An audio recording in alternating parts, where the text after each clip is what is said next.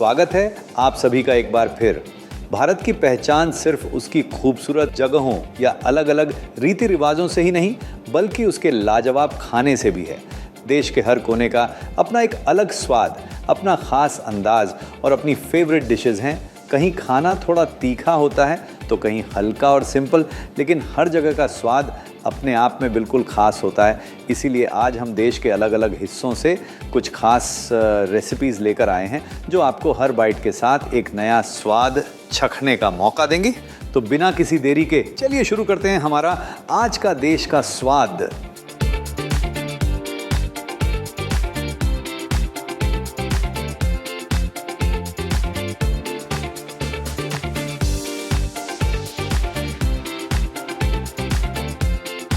तो चलिए शुरुआत करते हैं हमारे स्वाद भरे सफ़र की पहली रेसिपी से, जो आती है महाराष्ट्र से।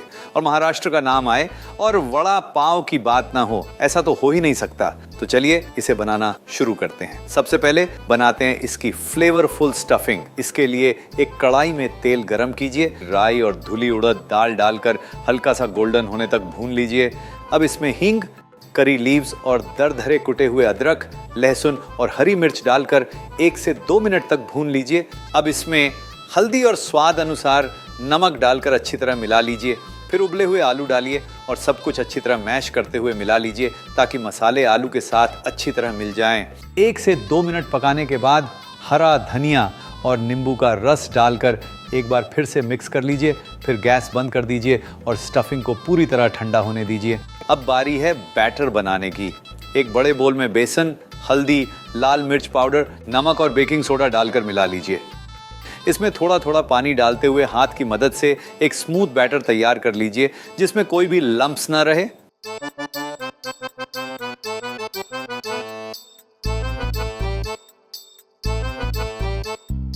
अब एक दूसरी कढ़ाई में तेल गरम कीजिए।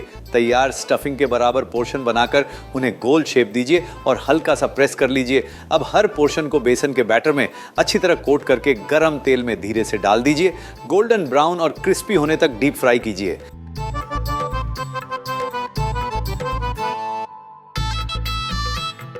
फिर अब्सॉर्बेंट पेपर पर निकाल लीजिए।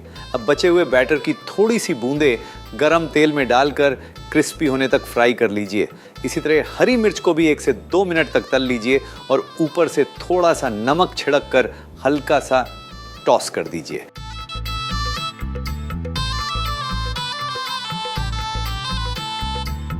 और अब बारी है वड़ा पाव असेंबल करने की। पाव को बीच से स्लिट कीजिए और एक तरफ हरी चटनी, मीठी खजूर इमली की चटनी और सूखी लहसुन लाल मिर्च की चटनी लगा दीजिए। बीच में गर्मा गर्म वड़ा रखिए, ऊपर से क्रिस्पी फ्राइड बेसन के टुकड़े डालिए और एक तली हुई हरी मिर्च रख दीजिए। फिर पाव को बंद कर दीजिए और बस महाराष्ट्र का मशहूर वड़ा पाव तैयार है। इसे गर्मा गर्म सर्व कीजिए और हर बाइट के साथ इसके क्रिस्पी टेक्सचर, चटपटे फ्लेवर्स और मसालेदार फीलिंग का भरपूर मजा लीजिए। अब बढ़ते हैं हमारी अगली रेसिपी की तरफ, जो आती है राजस्थान से। राजस्थान के खाने की बात हो और दाल बाटी चूरमा का नाम ना आए, ऐसा तो हो ही नहीं सकता। तो चलिए इसे बनाना शुरू करते हैं। सबसे पहले अवन को 180 डिग्री सेल्सियस पर प्रीहीट कर लीजिए। अब बाटी बनाने के लिए एक परात में गेहूं का आटा, सूजी, स्वाद अनुसार नमक और घी डालकर अच्छी तरह मिला लीजिए। फिर थोड़ा थोड़ा पानी डालते हुए एक सख्त डो तैयार कर लीजिए।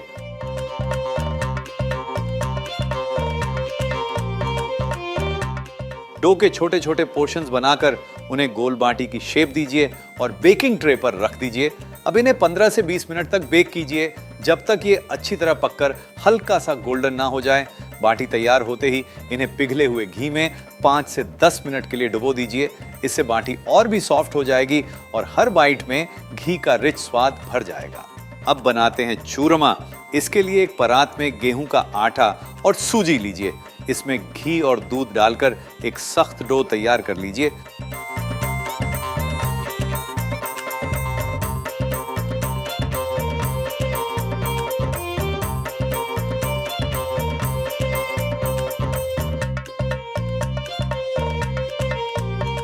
फिर डो के बराबर पोर्शन बनाकर सिलेंडर की शेप दे दीजिए।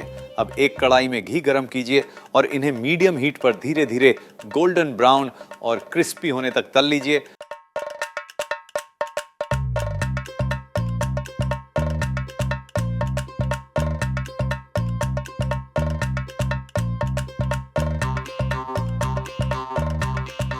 ठंडा होने के बाद इन्हें दरदरा पीस लीजिए।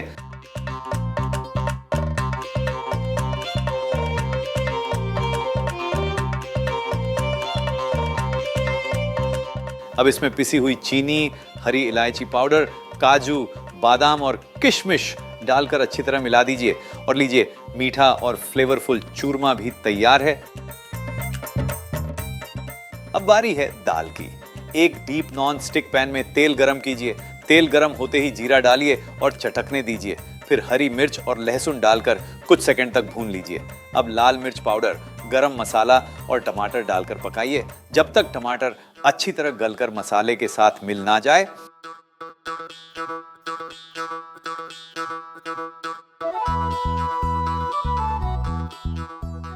इसके बाद उबली हुई दाल, स्वाद अनुसार नमक और पानी डालकर सब कुछ अच्छी तरह मिला लीजिए।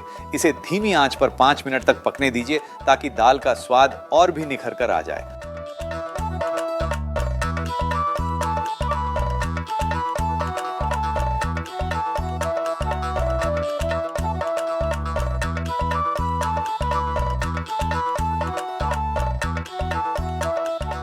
और बस अब इसे सर्व करने का वक्त है। एक प्लेट में गर्मा गर्म दाल, घी में डूबी बाटी और मीठा चूरमा परोसिए। ऊपर से थोड़ा सा घी डालिए और प्याज और हरी मिर्च के साथ गर्मा गर्म सर्व कीजिए। हर निवाले के साथ राजस्थान के असली स्वाद का मजा लीजिए। अब हमारा स्वाद भरा सफर हमें लेकर आता है उत्तर प्रदेश, जहां की मिठाइयां हर किसी का दिल जीत लेती हैं और उन्हीं में से एक है इमरती। तो चलिए शुरू करते हैं। सबसे पहले धुली उड़द दाल को 2 से 3 घंटे के लिए पानी में भिगो दीजिए।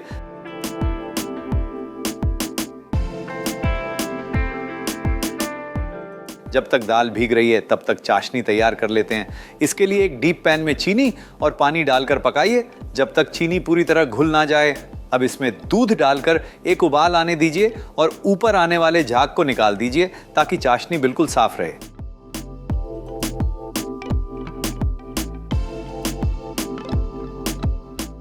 इसके बाद आंच को धीमा कर दीजिए और चाशनी को एक तार की कंसिस्टेंसी तक पका लीजिए। आखिर में हरी इलायची पाउडर डालकर हल्का सा मिला दीजिए। अब भीगी हुई उड़द दाल को पानी के साथ मिक्सर में पीसकर एक स्मूथ बैटर बना लीजिए।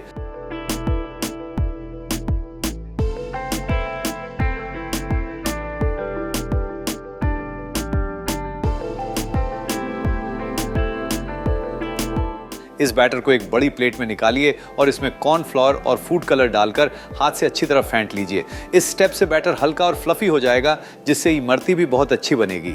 अब इस बैटर को जलेबी क्लॉथ में भरकर पोटली बना लीजिए।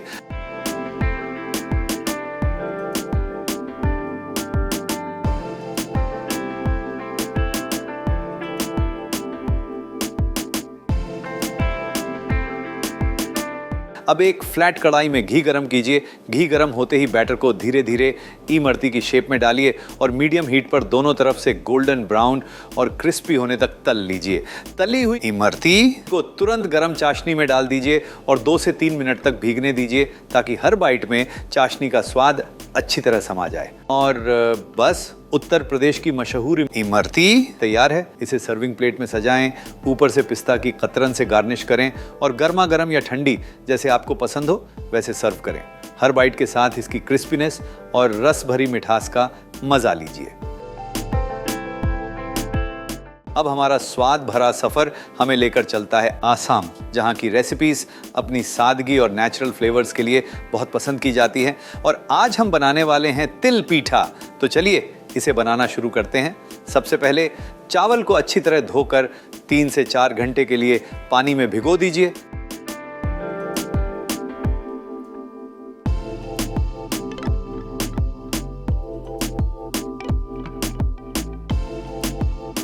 जब तक चावल भीग रहे हैं तब तक इसकी फिलिंग तैयार कर लेते हैं। इसके लिए तिल और सौंफ को ग्राइंडर में डालकर दरदरा पीस लीजिए।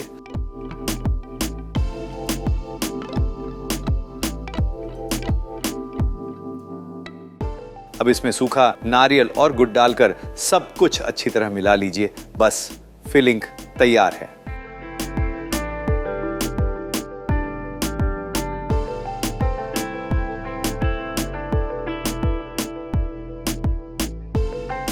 अब भीगे हुए चावल का पानी निकाल दीजिए और उन्हें किचन टॉवल पर फैलाकर हल्का सा सुखा लीजिए। फिर इन्हें ग्राइंडर में पीसकर एक बारीक पाउडर बना लीजिए।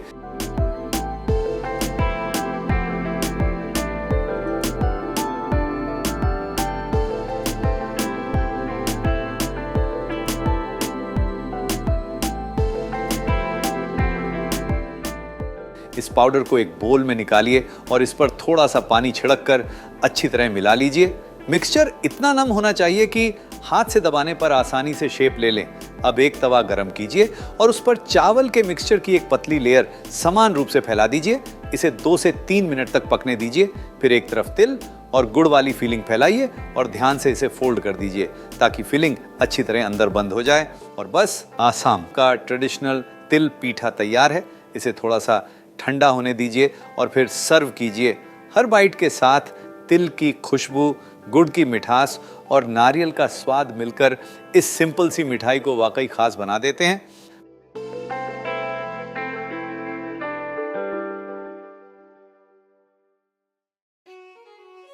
अब हमारा स्वाद भरा सफर हमें लेकर आती है केरला और आज हम बनाने वाले हैं अवियल। तो चलिए देखते हैं इसे घर पर कैसे बनाया जाता है। सबसे पहले एक डीप नॉन स्टिक पैन में गाजर, लाल कद्दू, सफेद कद्दू, फ्रेंच बीन्स, सूरन, कच्चा केला, ड्रम स्टिक्स और क्लस्टर बीन्स डाल दीजिए।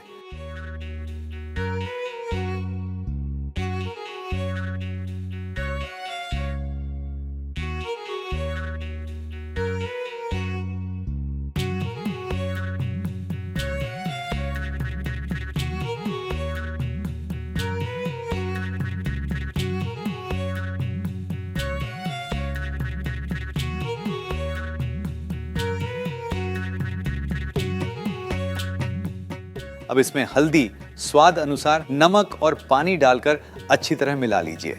पैन को ढककर सब्जियों को 10 से 12 मिनट तक पकने दीजिए ताकि वो नरम हो जाएं, लेकिन उनका टेक्सचर भी बना रहे।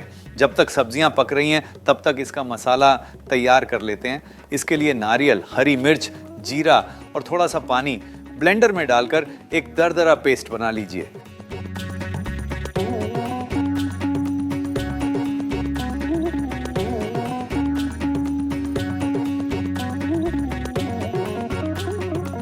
अब इस पेस्ट को पकी हुई सब्जियों में डालकर हल्के हाथों से मिलाइए ताकि नारियल का फ्लेवर हर सब्जी के साथ अच्छी तरह मिल जाए।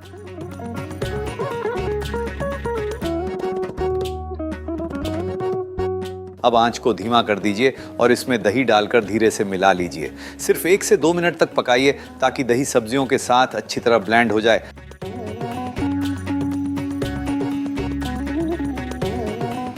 आखिर में नारियल का तेल और करी लीव्स डालकर एक बार फिर से मिला लीजिए और गैस बंद कर दीजिए।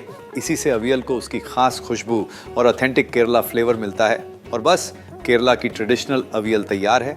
इसे गर्मा गर्म सर्व कीजिए और हर निवाले के साथ ताज़ी सब्जियों, नारियल और दही के इस लाजवाब कॉम्बिनेशन का मज़ा लीजिए। इसी के साथ हमारा आज का देश का स्वाद का सफ़र भी यहीं पूरा होता है। उम्मीद है देश के अलग अलग हिस्सों की ये खास रेसिपीज आपको पसंद आई होगी और आप इन्हें ज़रूर ट्राई करेंगे। अब हमारा स्वाद भरा सफ़र हमें लेकर चलता है जम्मू और कश्मीर। और जब कश्मीरी खाने की बात होती है तो रोगन जोश का नाम सबसे पहले याद आता है। तो चलिए इसे बनाना शुरू करते हैं। सबसे पहले एक डीप पैन में पानी गर्म कीजिए और उसमें मटन डालकर 10 से 15 मिनट तक उबाल लीजिए।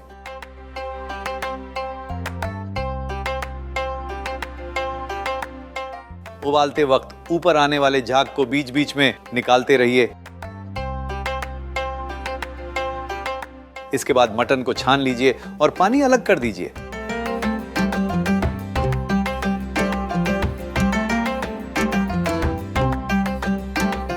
अब एक पैन में घी गरम करके उसमें लौंग डालिए। फिर पैन को हीट से हटाकर हल्का सा पानी छिड़क दीजिए और तुरंत ढक दीजिए। इस छोटे से स्टेप से लौंग की खुशबू घी में अच्छी तरह घुल जाती है। साथ ही कश्मीरी लाल मिर्च पाउडर को पानी के साथ मिलाकर एक स्मूथ पेस्ट तैयार कर लीजिए। अब एक दूसरे पैन में उबला हुआ मटन और पानी डालकर उबाल आने दीजिए। फिर इसमें स्वाद अनुसार नमक, हरी इलायची, लौंग वाला घी, हल्दी, कश्मीरी लाल मिर्च का पेस्ट, फ्राइड अनियन पेस्ट और गार्लिक पेस्ट डालकर अच्छी तरह मिला लीजिए।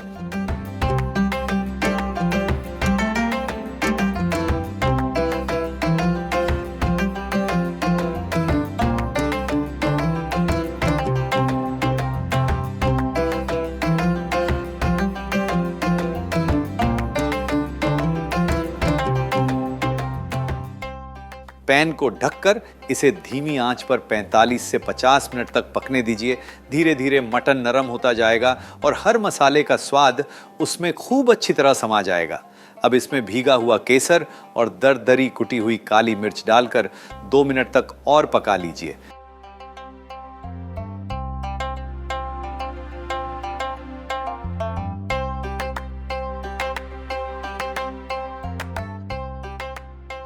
इसी बीच एक छोटे पैन में बचा हुआ घी गरम कीजिए और उसमें रतन जोत डालकर 1 मिनट तक पका लीजिए। इस घी को छानकर रोगन जोश में डाल दीजिए और 5 से 10 मिनट तक और पकने दीजिए।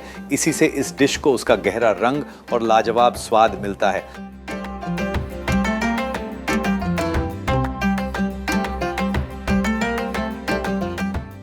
और बस आपका कश्मीरी रोगन जोश तैयार है। इसे गर्मा गर्म नान, रोटी या स्टीम्ड राइस के साथ सर्व कीजिए और हर निवाले के साथ कश्मीर के असली स्वाद का मजा लीजिए।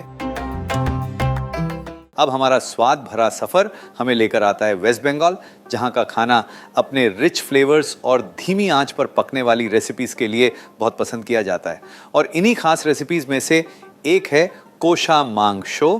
तो चलिए इसे बनाना शुरू करते हैं। सबसे पहले मैरिनेट तैयार करते हैं। इसके लिए प्याज, लहसुन, थोड़ा सा नमक और पानी को ब्लेंडर में डालकर एक स्मूथ पेस्ट बना लीजिए।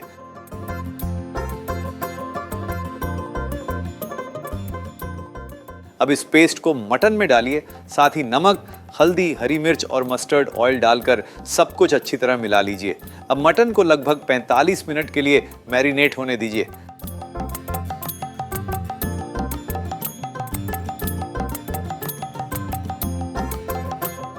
ताकि हर मसाले का स्वाद उसमें अच्छी तरह समा जाए।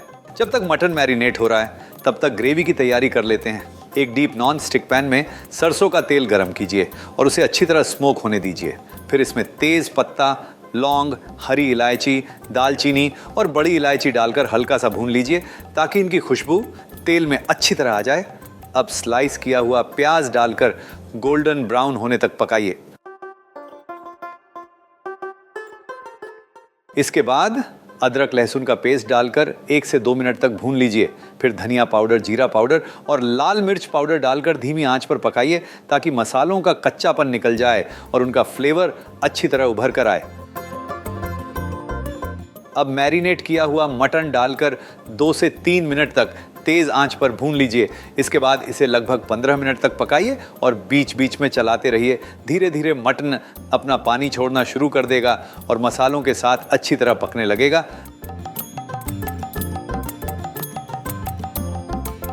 अब इसमें दही डालकर 2 से 3 मिनट तक और भूनिए ताकि ग्रेवी और भी रिच हो जाए। फिर चीनी डालकर 1 से 2 मिनट तक मिला लीजिए। अब पैन को ढक दीजिए और इसे धीमी आंच पर लगभग 45 मिनट तक पकने दीजिए। इतनी देर में मटन बिल्कुल नरम हो जाएगा और ग्रेवी गाढ़ी होकर बेहद फ्लेवरफुल बन जाएगी। आखिर में हरा धनिया डालकर 1 मिनट के लिए ढक दीजिए और बस वेस्ट बंगाल का मशहूर कोशा मांगशो तैयार है। इसे गर्मा गर्म स्टीम्ड राइस के साथ सर्व कीजिए और हर निवाले के साथ इसके रिच मसालों और लाजवाब स्वाद का मजा लीजिए।